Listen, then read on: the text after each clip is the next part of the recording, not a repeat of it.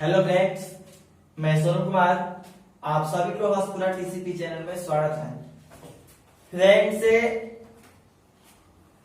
आज का टॉपिक है ऊंचाई एवं दूरी, एनसीईआरटी बुक एक्सरसाइज 9.1।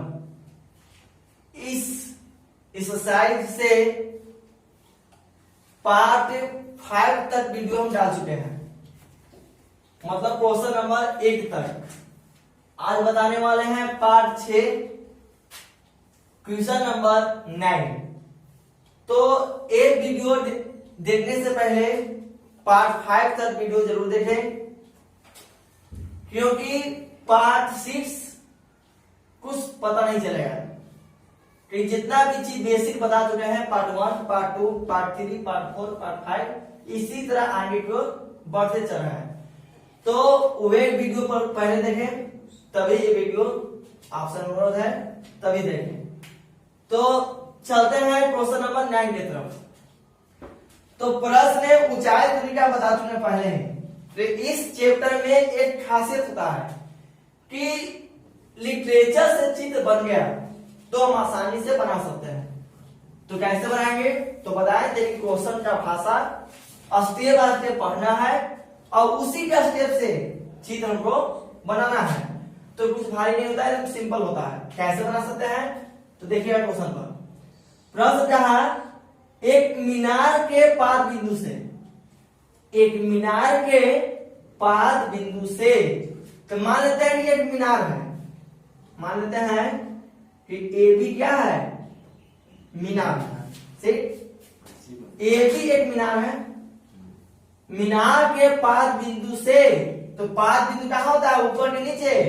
तो जड़, तल और पाद बिंदु हमेशा कहाँ होता है? नीचे। पाद बिंदु से एक भवन के शिखर का उन्नयन 30 है। इसलिए मतलब इसमें दो चित्र है, एक मीनार है, एक क्या है? भवन है। तो ध्यान दीजिएगा कि एनसीईआरटी बुक में मतलब क्वेश्चन का भाषा रहा है इस तरह। अब बोर्ड में चलेंगे तो क्या करेगा? तो वहां बोर्ड का मतलब होता है चेंजिंग। मीनार की जगह टावर और भवन की जगह मीनार, कुछ भी दे सकता है। हमको मीनार टावर से नहीं मतलब है, लिटरेचर पढ़ेंगे और उसी के हिसाब से हम चित्र बनाएंगे। तो कहा कि एक मीनार के पाद बिंदु से, ये भी एक मीनार है, पाद बिंदु से एक भवन के शिखर का उन्नयन 30 है। तो मान लो इधर मीनार है, तो भवन मीनारे पर है कि मीनार के विपरीत है। ताकि से का मतलब बताए थे कि से का मतलब होता है उसका उल्टा साइड, अब पर का मतलब होता है उसी पर। तो इधर क्या है? वो भवन है। तो भवन बता छोटा बना है कि बड़ा बनेगा? तो मीनार से छोटा बनता है। तो मान लेते हैं सीडी क्या है? भवन। एक मीनार के पाद बिंदु से, एक मीनार के पाद बिंदु से एक भवन के शिखर का, सीडी भवन है, मीनार के पाद बिंदु से एक भवन के शिखर का, यही शिखर है, शिखर का उन्नयन कोण कितना है? 30। तो पाद से भवन के शिखर का उन्नयन कोण 30 है। अब बताएं तो उन्नयन कोण और रमण बनाने के लिए एक क्षैतिज रेखा की बहुत जरूरत है। पाद से भवन के शिखर का उन्नयन कोण कितना है? 30 डिग्री है। यहां तक कोई प्रॉब्लम नहीं होना चाहिए। आगे चलते हैं। और भवन के पाद से, ध्यान दीजिए, भवन के पाद से मीनार का शिखर का उन्नयन कोण कितना है? 60 है। पाद से मीनार के शिखर का उन्नयन कोण कितना डिग्री है? 60 डिग्री है। यदि मीनार की ऊंचाई 50 मीटर है, मीनार कितना ऊंचाई पर है? 50 मीटर की ऊंचाई पर है, तो बताइए कि भवन की ऊंचाई क्या होगा? तो भवन क्या है? सीढ़ी। तो चित्र में प्रॉब्लम नहीं होना चाहिए, चित्र बहुत आसान है। लिटरेचर को स्टेप बाय स्टेप धीरे धीरे पढ़ना है, ज्यादा फोकस करना चित्र पर। चित्र बन गया तो 90% आप क्वेश्चन को सोल्यूशन कर चुके हैं। अब चलते हैं आगे क्वेश्चन की तरफ, मतलब बनाते हैं सोल्यूशन की तरफ। तो बताए थे पीछे क्लास में कि सबसे पहले वही चीज लिखेंगे जहां चीज लिखाना होता है। तो माना कि CD भवन की क्या है ऊंचाई। उसके बाद त्रिभुज से पता करेंगे कि कौन कौन त्रिभुज बना है, किस त्रिभुज में पहले चलेंगे। तो जितना एंगल होता है त्रिभुज, तो ध्यान दीजिएगा 30 के लिए कौन सा समरूप त्रिभुज है, 30 के लिए तो पता है कि दोनों एंगल दोनों रेखा में अटैच है। तो ध्यान से ट्रिकी के माध्यम से, सिंपल माध्यम से समझेंगे। ये जो भुजा जो है वो कहाँ लास्ट हुआ, सी कहाँ लास्ट हुआ और डी कहाँ लास्ट हुआ। तो ऐसा एक अनुभव पता चला कि 30 के लिए त्रिभुज बना है बी सी डी, और त्रिभुज बी सी डी में कौन है, एंगल डी है। किस लिए पता चल गया। अब 60 के लिए 60 इस दोनों में अटैच है। तो ये रेखा गया ए पर, ए आया बी पर, बी आया डी पर। तो 60 की हम बोल सकते हैं त्रिभुज ए बी डी, और ए बी डी त्रिभुज में कौन सा कोण है, कोण बी कर सकता है। मतलब स्टेप बाय स्टेप ध्यान रहा है कि एग्जाम में क्या पूछेगा कोई आता पता नहीं है। तो त्रिभुज 30 के लिए पता चल गया और त्रिभुज 60 के लिए पता चल गया।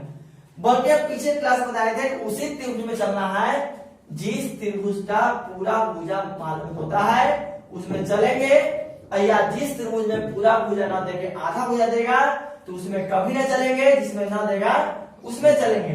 तो बताइए 50 मीटर जो दिया हुआ है, एंगल 30 के लिए है कि एंगल 60 के लिए, एंगल 60। तो बोले एंगल 60 के लिए। और एंगल 60 के लिए कौन त्रिभुज है, ए बी, त्रिभुज ए बी डी में।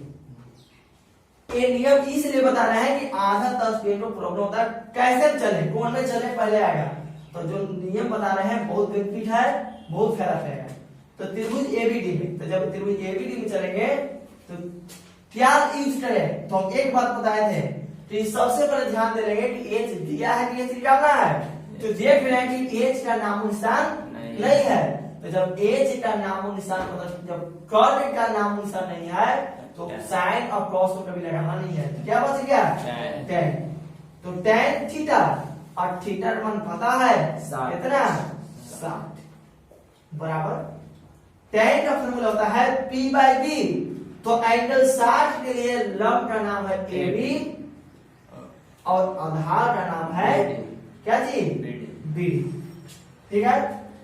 टेन 60, तो टेन 60 का मान पता है कितना होता है, √3 बराबर AB का मान कितना है 50 है बटा, बताओ BD मालूम है, पूरा चीज पर ध्यान देंगे तभी बनेगा, BD नहीं मालूम।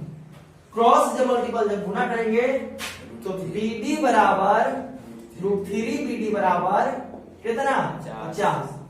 तो BD बराबर 50 बटा गुना में है तो भागा में है।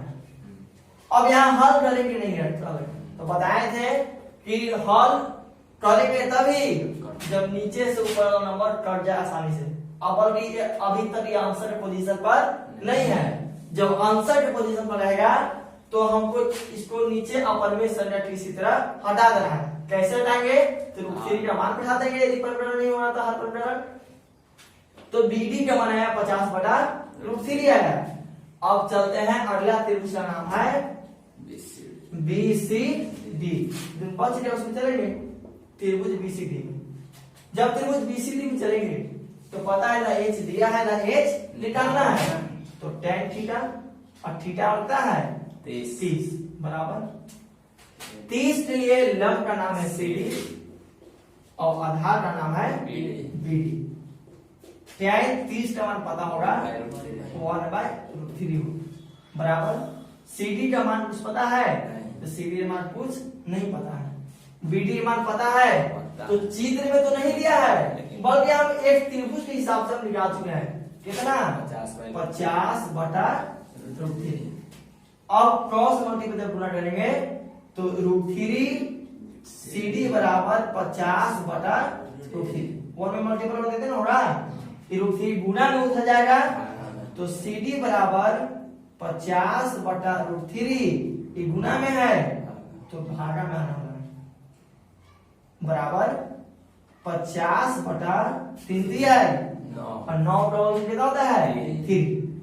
50 बटा 3 जो मान आया वो किसका मान आया CD का मान। और सीडी असली में क्या था? भवन की सीडी ऊंचाई। असली में भवन की ऊंचाई था। तो जब आंसर आ जाए तो क्या यूनिट छोड़ना है, यूनिट लगाना है? तो लगाना जरूरी है, अन्यथा नंबर काटने वाला है। मीटर ये हमारा क्या हो गया? तो जल्द से जल्द स्क्रीनशॉट ले।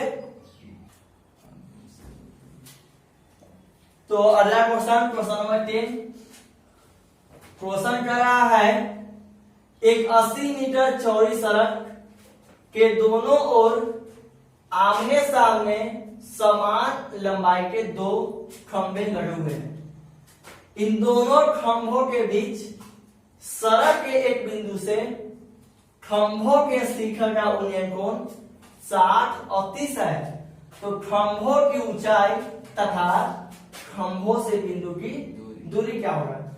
तो हम पीछे के वीडियो में बता चुके हैं कि एग्जाम में क्वेश्चन का पैटर्न इसी टाइप का रहेगा, बट क्वेश्चन का भाषा थोड़ा बदलेगा, क्वेश्चन का नंबर बदलेगा। और एक क्वेश्चन इंटर बिहार बोर्ड में फर्स्ट सेटिंग में क्वेश्चन पूछा था, तो क्वेश्चन क्या चेंज किया था? तो यहाँ 80 की जगह दिया था 30 मीटर, और यहाँ एंगल 60 पर लिया था, यहाँ 30, यहाँ 30 देना 60 बदल दिया था। बट पूरा लिटरेचर इसी टाइप का था। खंभा हो रहा था, टावर दे दिया होगा या मीनार दे दिया होगा, तो उससे कोई मतलब नहीं है। तो हमको पढ़ना है और उसी के हिसाब से आसानी से चित्र बनाना है। तो चलते हैं। एक 80 मीटर चौड़ी सड़क, एक सड़क है, ध्यान दीजिएगा, एक सड़क है, मानते हैं BC, जो कितना मीटर चौड़ी है? 80 मीटर का। BC एक सड़क है जिसकी चौड़ाई कितना मीटर है? 80 मीटर। सड़क के दोनों ओर, पहला छोर दूसरा छोर, दोनों ओर आमने सामने समान लंबाई के दो खंभे लगे हुए हैं। दोनों ओर बराबर लंबाई के, मतलब स्टार हाइट दोनों आपस में क्या है? बराबर है। बराबर लंबाई के दो खंभे लगे हुए हैं। तो मान लेते हैं यहाँ A मान लेते हैं, यहाँ मानते हैं B मानते हैं। AB एक खंभा हो गया, एक DC खंभा हो गया, और दोनों खंभा आपस में क्या है? बराबर। आगे चलते हैं। इन दोनों खंभों के बीच, ध्यान दीजिएगा, इन दोनों खंभों के बीच, बस यहां से ना, इन दोनों खंभों के बीच सड़क के एक बिंदु से, इन दोनों खंभों के बीच कहां से? सड़क के एक बिंदु से, बीच सड़क के एक बिंदु से खंभों के शिखर का उन्नयन कोण 60 और कितना है? 30 है। अब इनमें लिखा हुआ है कि कौन 60 है कौन 30 है, लिखा हुआ है 60 है 30 है। तो जब नहीं लिखा गया है तो आपको पता है कि इसको 60 मानो चाहे इसको 60 मानो, या इसको 30 मानो चाहे इसको 30 मानो, चाहे यहाँ कुछ डिनोट करके नहीं दिया हुआ है कि कौन पहले आया है। दोनों तो बराबर लंबाई का है, इसमें कोई पता नहीं है। तो कहा कि इन दोनों खंभों के बीच सड़क के एक बिंदु से, मानते कहां से? E से। सड़क एक बिंदु से दोनों खंभों का शिखर का उन्नयन कोण 60 और कितना है? 30 है। तो पहले तो हम शिखर को मिलाते हैं बिंदु से, मिल गया बीच से 60 और 30 का। तो बताओ लिखा हुआ है कि 60 की 30 है? तो नहीं लिखा हुआ, तो इसको मानते हैं 30 और इसको मानते हैं 60, या इसको मान सकता है 60 और इसको कितना मान सकता है? 30। जो नहीं पता चले तो इसी को मान सकता है, टाइम में कोई डिनोट नहीं किया है। तो खंभों के ऊंचाई तथा खंभों से बिंदु की दूरी, खंभों से इस बिंदु की दूरी कितना है ये पूछना है। तो ये तो बना चित्र को 2 बार 4 बार करके आनंद को बनाइएगा, कंफर्म बनेगा, कहीं ज्यादा टफ नहीं है। अब हम आगे चलते हैं। तो सबसे पहले हम मान लेते हैं, माना कि AB तथा CD क्रमशः समान लंबाई के क्या है? खंभे हैं, ठीक। एक और पूछ रहा है कि बिंदु से खंभा के बीच में दूरी क्या है, तो लंबा नहीं लिखा तो चलेगा, मतलब एक दो बार जरूर यहाँ पर ही लिख देना है। अब क्या है कि बी बी लिखाना, इसी लिखाना, लिखे तो नहीं लिखता तो गलती होने वाला नहीं है, लास्ट में लिख देंगे तो लिख भी सकते हैं तथा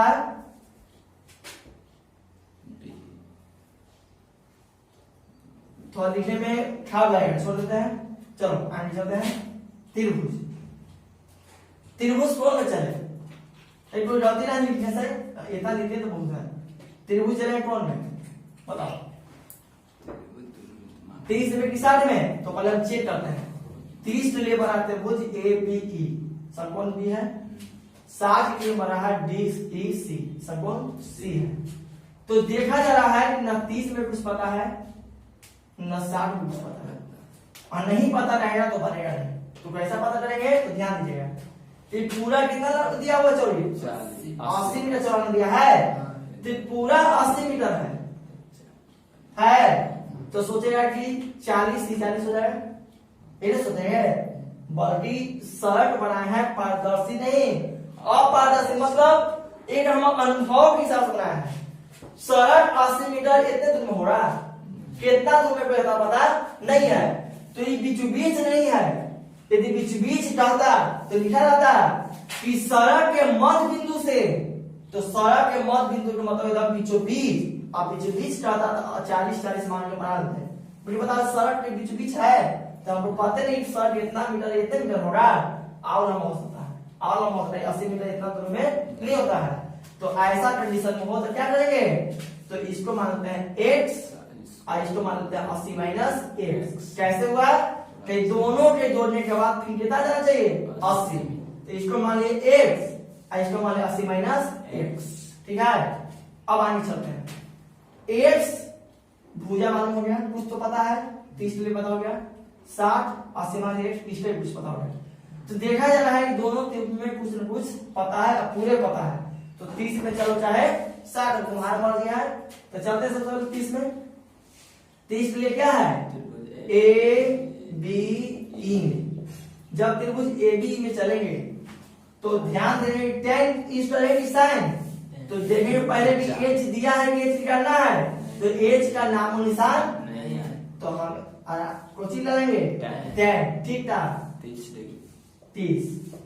लंब का नाम ए बी और आधार का नाम बी, ठीक है। tan 30 तो 1/3 बराबर ए बी का मान x है ना, हाँ ए बी कुछ नहीं है, ए बी रहेगा उसी। बी का मान x, क्रॉस मल्टीपल जब पूरा हो रहा तो x बराबर √3, ठीक है। x का मान आ गया √3, ए भी आ गया। अब आगे चलते हैं अगला त्रिभुज। त्रिभुज का नाम है DEC, DEC में tan लगाया ना, tan थीटा, थीटा का मान 60। लंब का नाम है DC और आधार का नाम है EC। tan 60 का मान होता है √3 बराबर DC मान कुछ पता है, तो कहीं DC का मान कुछ पता नहीं है, बट EC पता है 80 माइनस x। जब क्रॉस मल्टीपल जब गुना हो रहा है तो BC बराबर 80 माइनस x √3, क्या तो पहुंचे आगे नहीं सकते हैं। DC बराबर 80 माइनस, और ध्यान दीजिए x का मान आ चुका है कितना √3 ए बी, बढ़ा सकता है ना √3। पहले का 80 सौ ले, तो इस टाइम हम चलते हैं, तो ध्यान देंगे DC, तो DC है बराबर गुना हो इसमें ना मल्टीपल 80 में √3 से गुना होगा, 80 √3 माइनस √3 ए बी में √3 से गुना होगा, 3 3 आए 9 का वर्गमूल तो 3 ए बी लिख सकते हैं ना। अब इसके आगे क्या करें, तो ध्यान है इधर डीसी है इधर क्या है ए बी है, दोनों अलग अलग है। तो ध्यान से देखना मतलब जहां फंसे वहां चीज पर आ जाना। क्या कर रहा था, कह रहा था कि ए बी और डीसी आपस में क्या है बराबर है, तो हम डीसी जगह ए बी लिख सकते हैं या ए बी जगह डीसी लिख सकते हैं। तो जहां मन है वहां लिखो। तो हम डीसी की जगह क्या लिख रहे हैं ए बी, कहीं दोनों आपस में बराबर है। 80√3 माइनस 3, ठीक है, माइनस में है इधर आएगा। तो ए बी प्लस 3ab बराबर 80√3, ठीक है। ए बी और 3ab मिलकर भी 4ab बराबर 80√3, 4 गुना में हो जाएगा। तो ए बी बराबर 80√3 बटा 4 के बारे में 20 बार में 20 के 80, तो आ गया 20√3। ये जो 20√3 आया किसका मान आया ए बी का मान। ए बी असली में क्या था हम बाकी, तो ए बी का मान 20√3, तो डीसी का मान कितना 20√3। तो ए बी बराबर डीसी बराबर 20√3 मीटर। ये हमारा क्या हो गया आंसर। तो आंसर एक आया है। एक और आंसर करना क्या, खंभों से इस बिंदु का दूरी क्या होगा, खंभों से इस बिंदु का दूरी क्या होगा। तो बता खंभों से बिंदु की दूरी क्या है बीई है, तो बीई बराबर, तो बी क्या है एक्स, तो एक्स का मान कहीं आया है, तो एक्स का मान